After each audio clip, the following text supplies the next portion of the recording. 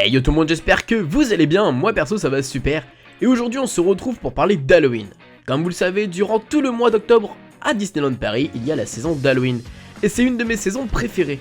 Du coup j'ai décidé de faire un récapitulatif de tout ce qu'il y a à savoir sur la saison de 2016. C'est parti! On commence tout de suite avec la rencontre des personnages à Disneyland Paris.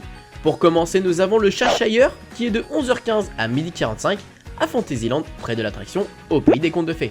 C'est vraiment incroyable de l'avoir cette année à Disneyland Paris. Ensuite, nous avons la rencontre avec Dingo de 11h à 16h.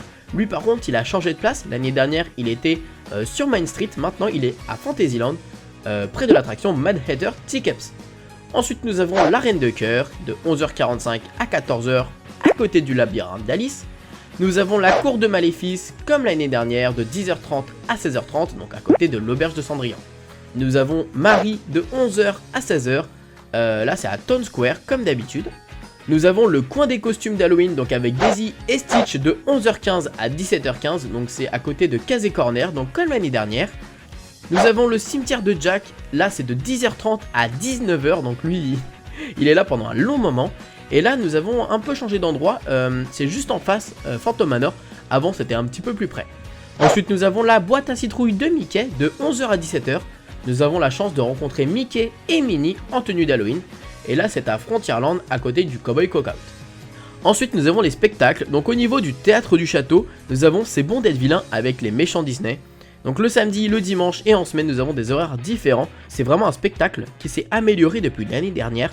Franchement quand je l'ai vu cette année, j'étais vraiment surpris. Il y a vachement d'interactions maintenant avec les vilains. C'est beaucoup mieux organisé pour la rencontre des vilains après. Donc franchement un gros pouce bleu pour cette organisation à Disneyland Paris. Ensuite nous avons deux parades. La célébration Halloween de Mickey, tous les jours 11h50, 13h et 14h25. C'est le même trajet qu'une parade normale. Donc là c'est une petite parade avec un thème Halloween, donc vraiment sympa. Et on a la parade de d'habitude à 17h30. Donc voilà, comme d'habitude, ça ne change pas. Nous pouvons également durant cette saison rencontrer Monsieur Pastèque qui va nous faire de magnifiques citrouilles.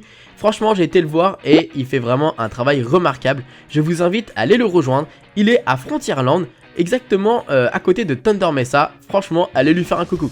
Et pour moi ce qui est vraiment innovant cette année, c'est cette magnifique tasse à l'image de la pomme empoisonnée de Blanche-Neige. On peut la retrouver seule, avec du popcorn donc à Central Plaza en face du château. On peut retrouver ce cocktail à l'extérieur de Disney, au DLH, dans le restaurant Silver Spur ou alors dans le Walt. Et franchement je l'ai goûté, il est vraiment génial. Au niveau des gourmandises, nous avons ces petites gourmandises qui sont vraiment super sympas, donc un peu comme l'année dernière. Et dans le Walt, nous avons un tout nouveau menu qui donne vraiment envie. Voilà les amis, j'espère que ça vous a plu.